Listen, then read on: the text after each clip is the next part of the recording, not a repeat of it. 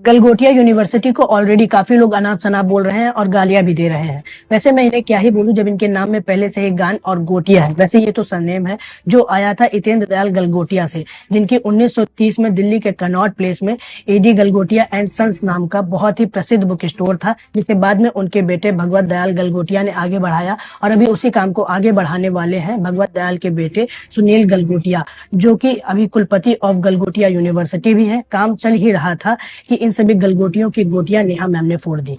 हुआ कुछ यूं कि दिल्ली में अभी एक इंडिया एआई इम्पैक्ट समिट 2026 हुआ है, जिसमें आईआईटी से लेकर Chandigarh University, MIT University, Abdul Kalam Technical University से लेकर लवली प्रोफेशनल यूनिवर्सिटी जैसी देश विदेश की तमाम टेक्निकल यूनिवर्सिटीज अपना एआई प्रोजेक्ट लेकर आई थी, जिसमें गलगोटिया यूनिवर्सिटी भी शामिल थी।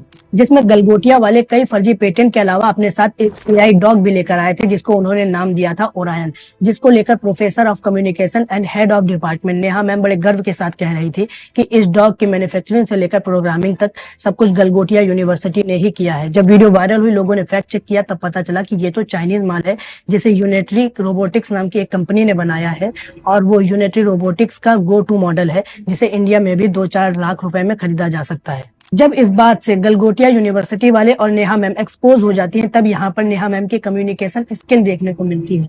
जो मैम पहले बोल रही थी कि रोबोट की इंड टू एंड प्रोग्रामिंग से लेकर मैन्युफैक्चरिंग तक सब कुछ गलगोटिया यूनिवर्सिटी ने किया है, अब वो अपनी बात से पलट रही हैं और बोल रही हैं कि हमने तो ऐसा बोला ही नहीं है, हम तो ये डॉग चाइना से खरीद के लाए हैं बच्चों को सिखाने के लिए, इसीलिए अभी भी स्टिकर भी लगा हुआ है।